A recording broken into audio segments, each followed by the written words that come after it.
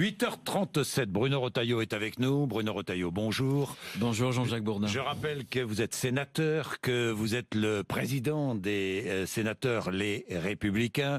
À propos de Notre-Dame-des-Landes, vous vous êtes toujours battu pour la construction de cet aéroport.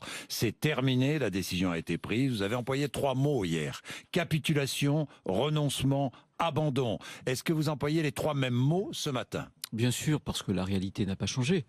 Capitulation, parce qu'il fallait voir les images hier des zadistes en liesse, débouchant le champagne. Ils étaient heureux et les élus étaient atterrés. Voilà, c'est donc une dissymétrie terrible.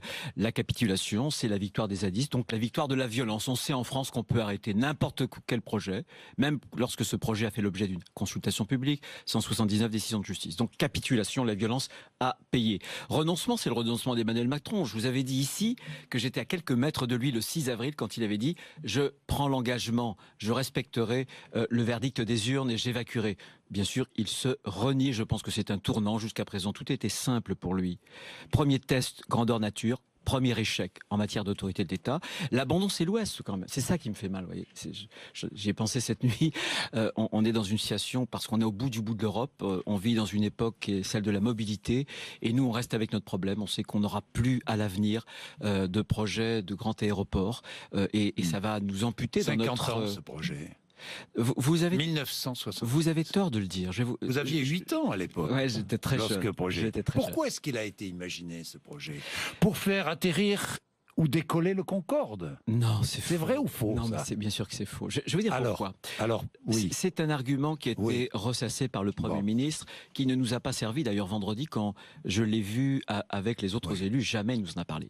Quand on dit 50 ans, mais heureusement qu'il y a des élus qui prévoyaient l'occupation des sols. Vous savez que quand un maire fait son document d'urbanisme, il prévoit pour plusieurs dizaines d'années. Mais toutes les procédures ont été jugées avec le droit d'aujourd'hui. Le droit, puisque le contrat est signé en 2010, la DUP en 2008. C'est faux. La DUP, c'est 2008. Ça fait 10 ans. On ne vient pas de dire 2008. La DUP, c'est 2008. Qu'aurait-on pu faire en 2008 ? Ah non, parce que quand il y a une DUP, il y a ensuite un contrat de concession. Il y a un appel d'offres. Donc ça, il faut plusieurs années. Donc, on aurait pu prendre la décision avant, franchement. Je vais vous dire. Avec tous les présidents de la République, tous les gouvernements qui se sont succédés. Je pense que c'est dans le quinquennat Hollande que ça s'est vraiment joué, mais je suis prêt à l'absoudre et je vais vous dire pourquoi. Parce qu'on savait que là-bas, et depuis des rapports de gendarmerie qui m'ont été faits, me l'ont confirmé. Les zadistes, ce sont des ultra-violents. Il y a des explosifs. Il y a des armes. De quand date le premier rassemblement? 1973. Oui, mais ça n'est... Premier rassemblement contre l'aéroport, 1973. Vous habitez la région, vous connaissez ça mieux que moi. Mais c'est pas, vous ne pouvez pas comparer. Bruno Retailleau. Non, mais vous ne comparez pas ces manifestations pacifiques avec les zadistes, avec une contre-société qui s'est créée. Mais on était à l'époque du Larzac. Oui, ça n'est pas la même chose. Pas du tout. Ce que je vais vous dire, vous me dites, mais pourquoi est-ce qu'on n'a rien fait avant? On aurait sans doute pu faire il y a 1 ou 2 ans, quand les recours ont été purgés. Pourquoi? Parce que c'est le Conseil d'État qui a purgé l'état de droit sur la DUP. C'était 2013. Et c'est la Commission européenne qui a donné son go il y a 18 mois. Est-ce qu'un gouvernement, sachant la difficulté, l'extrême violence de ces gens-là, pouvait prendre le risque? Vous auriez été le premier à reprocher. Le premier, vous et tout le monde. Le risque, justement, de dégâts humains. Si les recours n'avaient pas été purgés. Il faut le droit légitime avec soi lorsqu'on utilise la force. Dit le Premier ministre, 50 ans d'indécision, voilà une décision qui a été prise. Non mais, oui, vous dites faux. Bon. Mais vous n'avez pas vous-même toujours été un opposant. Pardon, un partisan, je le fais volontairement. Eh oui, un partisan comme de président, Notre-Dame-des-Landes. Tous les présidents, même M. De Villiers, jamais d'ailleurs un président de Conseil général de la Vendée n'a voté une délibération contre l'aéroport. Notre position, notre position a été constante pour le sud de la Loire. On dit OK pour Notre-Dame-des-Landes, mais nous on veut un franchissement de la Loire. C'est d'ailleurs moi, pour la première fois, il y a 1 an, qu'il est fait inscrire dans le contrat de plan entre l'État et la région. Je suis conforme avec les engagements que j'ai toujours pris. Le 10 octobre 2013, vous déclarez l'aéroport n'est pas notre combat.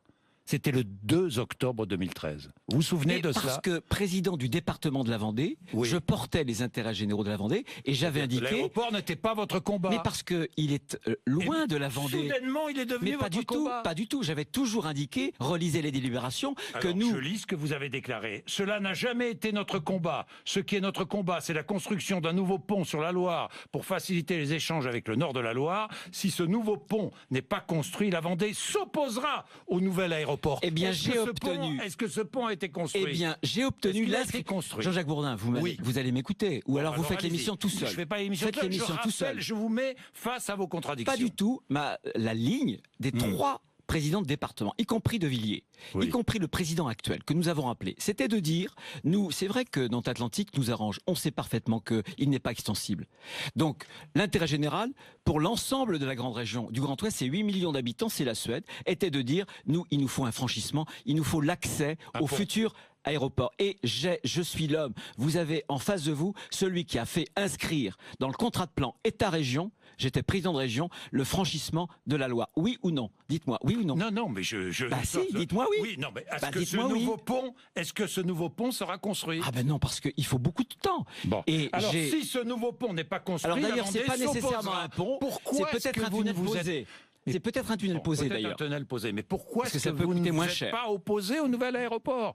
Mais Pour on des ne sait raisons pas. purement Mais politiciennes? on ne s'est jamais opposé. Ou pas J'ai jamais été manifesté contre Vous avez fait l'aéroport. votre campagne Mais sur l'aéroport J'ai de fait Notre-Dame-des-Landes. campagne. Écoutez, c'est en Vendée que j'ai fait les meilleurs scores. Jean-Jacques Bourdin. J'étais Vous avez tête de même liste. dit, ce 2 octobre, j'ajoute, je peux vous dire qu'avec les chefs d'entreprise, nous ferons du bruit qui s'entendra jusqu'à Matignon, où l'ancien maire de Nantes sera bien obligé de nous entendre. Eh bien, elle m'a entendu. Contre Johanna Roland m'a Contre entendu l'aéroport. parce que le maire de Nantes a jamais été très chaud pour le franchissement de la Loire. Et aujourd'hui, Enfin, il vous était pouvez, pour elle, l'aéroport. aujourd'hui, elle, croyez-moi, j'ai eu des réunions, elle fait partie du comité de pilotage pour un nouveau franchissement de la Loire. J'étais très clair, j'ai fait ma campagne au régional, j'étais tête de liste, notamment sur Notre-Dame-des-Landes. Dans la plus grande clarté, mes meilleurs scores, je les ai faits en Vendée, tout près du Puy du Fou d'ailleurs, où j'ai fait plus de 75% dans les communes. D'accord? Voilà, donc j'étais clair, et je n'ai pas dévié. Bon, maintenant, il reste 200 à 300 zadistes sur le site qui probablement, selon vous, vont-ils partir d'eux-mêmes? Non mais la capitulation, ça c'est un vaste enfumage. C'est un vaste enfumage. Puisque les zadistes ont gagné, mais sur toute la ligne. Ils gagnent sur le fond, puisque la victoire sur le fond, c'est que Notre-Dame-des-Landes ne se fera pas. L'Ouest n'aura pas d'aéroport pour les 50 prochaines années, le siècle à venir, dimensionné à son économie, à sa démographie. Mais ils n'évacueront pas. Ils évacueront, on a bien vu, Édouard Philippe avait dit, il y a trois routes. Ils vont pousser quelques plots. Rien. Alors Qui va évidemment, pousser les plots? Les ce sera CRS, les gendarmes mobiles, le génie les gendarmes d'Angers, mobiles. il y aura des belles images. Vous allez pouvoir faire des belles images. Voilà. Et ces images-là devraient illustrer, c'est la scénographie du gouvernement d'Emmanuel Macron. L'autorité, les muscles de M. Macron, Édouard Philippe. Mais sur le fond, rien ne se N'a-t-il pas passe. au moins le mérite d'avoir pris une décision, franchement? Mais il n'y a aucun mérite à prendre une décision qui donne l'avantage à ceux qui s'opposent au droit, à ceux qui s'opposent au verdict des urnes, à ceux qui utilisent la violence. Il n'y a pas d'apaisement à renforcer ceux qui font du chantage à la violence. On leur a donné aujourd'hui le dernier mot. Et c'est terrible cette capitulation parce qu'encore une fois, il n'y a pas d'évacuation. On leur donne jusqu'au printemps, mais vous verrez. Jusqu'au 30 mars, pour partir. Jusqu'au printemps, voilà, jusqu'au 30 mars. Voilà, c'est-à-dire que l'État, le président de la République En Marche, s'est couché. Mais s'ils partent, et ils vont partir, les irréductibles, ceux qui ont envie de développer les terres agricoles le feront sur place. Ce qui est une bonne solution aussi. Ah non, mais il y a si l'aéroport ne se fait pas, c'est une bonne solution. Il ne faut pas mélanger, si vous voulez. Dans les opposants, moi je suis républicain, je suis démocrate, j'estime qu'il peut y avoir des avis pour ou contre, c'est pas le sujet. Et dans les opposants, il y avait des gens de bonne foi qui jamais n'ont utilisé la force, mais qui s'appuyaient sur une faction extrêmement dangereuse. Dangereuse au point d'avoir saccagé Rennes, le centre-ville de Rennes et de Nantes, et d'avoir brûlé une voiture de gendarmerie, de s'être attaqué à une brigade, à des journalistes, à des universitaires, et d'avoir terrorisé les riverains. Et ça n'est pas admissible. Ça n'est pas admissible. Et autant des terres, bien sûr, doivent revenir, mais avec la loi. avec les procédures de la loi aux agriculteurs, autant il n'est pas question de laisser se bâtir là-bas une contre-société. Emmanuel Macron a-t-il réussi un coup politique? Je vous dis ça parce que l'opinion publique, selon les premiers sondages que nous diffusons ce matin, l'opinion publique était favorable à la finalement, est favorable à la décision prise par Emmanuel Macron. Est-ce qu'il a réussi un coup politique selon vous? Un coup politique peut-être. Un mot sur le sondage. Quel Oui. sens ça a de demander aux Alsaciens ou aux Basques leur sentiment sur un projet régional? Quel sens ça a? Et dans le sondage, la moitié des gens disent que finalement le gouvernement s'est couché vis-à-vis des sadistes. En tout cas, ils communiquent bien. Ce sont des experts en communication. Mais je vais vous dire, on veut nous imposer une loi sur les fake news. Le roi et les rois des fake news aujourd'hui, c'est le Premier ministre et le Président de la République. Pourquoi? Parce que quand on nous dit 50 ans de tergiversation, etc., c'est faux. J'ai démontré que la DUP, c'est 2008, c'est il y a 10 ans. Quand on nous dit, mais jamais Nantes Atlantique n'avait été étudié, tu parles. 5 études, 5 rapports avant la dernière. L'avant-dernière, c'était Ségolène Royal qui l'avait commandé au CGEDD, au Conseil général de l'environnement et du développement durable. Autre fake news. Quand on nous dit, monsieur Philippe, hier, nous dit, mais on va renforcer vis-à-vis des grands hubs internationaux des vols. Mais c'est parfaitement que le droit européen interdit la subvention de liaison comme ça entre Rennes, Brest ou Nantes vis-à-vis de grands hubs. Ce sont des fake news. D'ailleurs, vous êtes la preuve vivante, cher Jean-Jacques Bourdin, allez-y, de ce fait-là. Pourquoi? On vous est tombé sur le dos il y a quelques semaines. Il y a quelques semaines, vous avez fait un tweet. Vous allez peut-être nous révéler à l'antenne d'où venait la source de cette information. Sûrement pas. Eh bien, quelques jours encore, j'ai rencontré avec les élus de l'Ouest le Premier ministre. Il dit mais non, mais aucune décision n'est prise. Alors comment se fait-il que les Jean-Jacques informations Bourdin ne viennent pas du Premier ministre? Comment se fait-il que Jean-Jacques Bourdin connaissait l'information? Donc ils ont menti. Quand mais vendredi. Quand vendredi on nous disait, j'ai fait mon travail. Donc ils nous ont menti, oui ou non? Ils nous ont menti, oui ou non? Je vais vous dire, moi, il y a longtemps. Mais pourquoi, Bruno Retailleau? Pourquoi est-ce que il vous aurait menti? Mais parce que vous pensez que la décision a été prise depuis longtemps? Bien sûr, bien sûr. D'ailleurs, vous en parce êtes que la la preuve. décision a été Vous prise en êtes la depuis preuve. combien de temps? Je pense pour moi, lorsque j'ai vu, comme élu, j'étais président de la région, la nomination des 3 médiateurs. Et que, bon, il y avait une préfète. Un préfet, c'est toujours le petit doigt sur la couture du pantalon. Et les 2 autres étaient des opposants notoires de Notre-Dame-des-Landes. J'ai tout de suite compris. Tout de suite. Voilà. Alors, on a repris espoir au bout du bout, parce que quand on porte un projet, on a envie qu'il se réalise. Vous savez, pas pour moi, si j'avais la conviction, franchement, je suis pas un fanatique de Notre-Dame-des-Landes. Si moi j'avais la conviction que Nantes Atlantique ne posait pas de problème, le souci Nantes Atlantique, c'est qu'il survolera toujours l'agglomération de Nantes. En 2004, il a fallu avoir un crash. Il y a quelques mois, un Airbus, l'air était très chaud, était peu portant.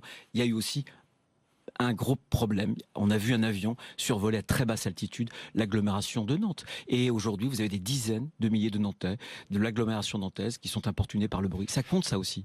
Bruno Retailleau, Emmanuel Macron est populaire en ce moment.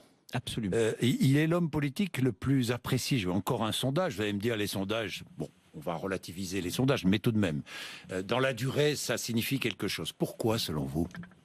Quelle est sa force? Parce que vous dans l'opposition, vous êtes ennuyé. Vous avez dit vous-même. Oui. C'est un génie de la communication. Vous avez employé le mot de coup de com'.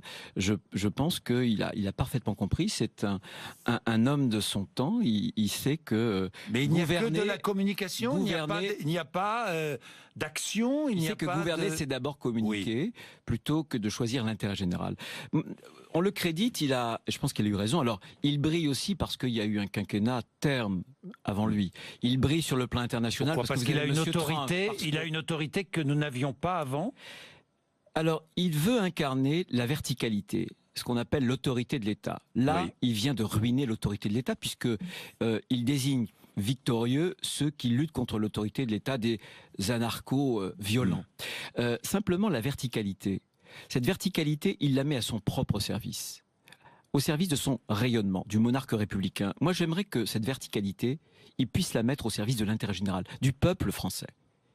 Et ça, c'est une très grande différence. On voit bien d'ailleurs dans le débat aujourd'hui, ça avait été beaucoup reproché, alors invoqué l'expression « il n'aime pas les territoires ». Mais quand j'entends Édouard Philippe nous dire que c'est ce qu'il a répété après Ségolène Royal, il y a 18 mois, que les gens de l'Ouest devront prendre le train pour prendre l'avion à Paris, c'est toujours la même chose qu'on nous raconte. C'est toujours la même histoire entre les gens de l'Ouest, ceux de les Rennes, gens de l'Ouest, apparemment. absolument, Oui. les gens de l'Ouest. Bon. Donc pour nous, c'est insupportable. C'est toujours Paris contre le reste du territoire. Mais les territoires, c'est ce que la France a en plus et ce qu'elle a de mieux. C'est les territoires qui sont modernes aujourd'hui. Moi, la région que je présidais, les territoires c'est sont modernes. une des régions les plus dynamiques de France. Bien, alors ça me conduit à la réforme constitutionnelle. Vous êtes président des sénateurs Les Républicains. Vous savez que le gouvernement, Emmanuel Macron, a promis une réforme des institutions, notamment une réduction du nombre de députés et sénateurs. Vous êtes favorable ou pas ? Est-ce que vous voterez pour cette réduction ? Alors là, il y a du chemin. Hein. Il y a beaucoup de chemin. Vous êtes contre ? Non. Il y a des conditions. Parce que quel est le sens de la réduction du nombre de parlementaires ? Il a dit cet été, il y a trop d'élus locaux en France. Il n'aime pas les élus locaux. Il n'a jamais été le local. Sauf que les élus locaux, je vais vous dire, 95% ne sont pas rémunérés. Et quand l'État ne résout pas les problèmes, c'est eux qui les portent au quotidien. C'est les bonnes à tout faire de la République, comme j'ai l'habitude de le dire. Simplement, les deux conditions, c'est qu'ils nous disent pourquoi il veut abaisser le nombre de parlementaires. Est-ce que c'est pour affaiblir le Parlement ? Il a déjà une assemblée, un chef de gouvernement, un gouvernement à sa botte. Il a une assemblée nationale à sa botte. Est-ce qu'il faut en même temps, donc dans son ensemble... Non, je lui dis, 1, renforcer les pouvoirs du Parlement. Il faut des contre-pouvoirs. On confond souvent la démocratie avec le suffrage universel. Si on renforce... C'est aussi... Oui. Donc, il faut renforcer les pouvoirs du Parlement. Si on renforce les pouvoirs du Parlement, vous êtes d'accord pour réduire le nombre de...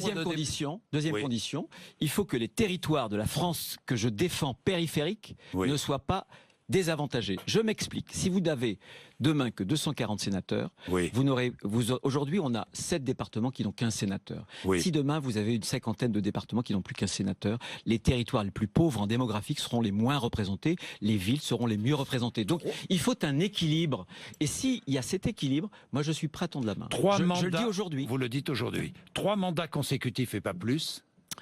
Moi, vous êtes pour ou contre ? Je suis contre. Je pense que dans l'idée d'Emmanuel Macron, il veut que personne ne lui résiste. Alors évidemment, quand on est maire, etc., quand on est très enraciné, les partis politiques peuvent peu de choses contre vous pour une investiture. Quand vous avez un brassage régulièrement, une société très fluide, où personne ne s'enracine, où personne n'accumule une expérience qui lui permet de défricher l'avenir, c'est beaucoup plus difficile, on peut beaucoup plus résister.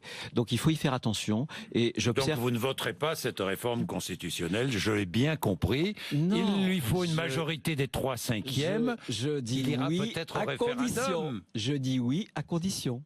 Il ira peut-être au référendum. On verra. Vous savez, les référendums, attention, les Français peuvent répondre aussi à côté de la question. Mais encore une fois, pas de chèque en blanc, mais pas de non a priori non plus. Il faut entendre les parlementaires, que ce soit nos députés, LR ou nos sénateurs. Alors j'ai une dernière information qui vient de tomber. Londres va augmenter de 44 millions de livres sa contribution financière à Calais. Ce qui est une... Oui, ils ont... C'est bien, non ? Depuis 2015, c'est 140 millions d'euros que Londres avait apporté à Calais. Moi, Vous avez dit en mars 2016, il n'y a pas à être solidaire avec les Anglais en cas de Brexit. C'est ce que je voulais vous dire, mais vous m'y invitez, donc vous voyez, je suis très constant. Je pense qu'il faut renégocier les accords du Touquet. Les accords du Touquet s'étaient passés entre 2 membres de l'Union européenne. Je pense que après le Brexit, signé par un gouvernement que vous souteniez. De droite, absolument. Non, mais attendez, je suis pas. Attendez. Oui, non, mais vous allez me dire de Gaulle, Giscard, Chirac. Non, mais attendez, Bruno Retailleau, je vous dis la réalité. Je peux pas être responsable de tout. Moi. Non, pas du tout. Poincaré et les autres. Ce que je veux simplement dire, je le redis, il faut renégocier. Il faut qu'Emmanuel Macron ne se contente pas de belles images là aussi avec Madame Theresa May. Il doit renégocier les accords du Touquet. Désormais, il y a le Brexit. Il faut que l'Angleterre ne fasse pas reposer la charge de cette question migratoire sur les épaules de la France. Eh bien, la frontière de l'Angleterre, elle doit être en Angleterre. C'est pas à nous de la surveiller.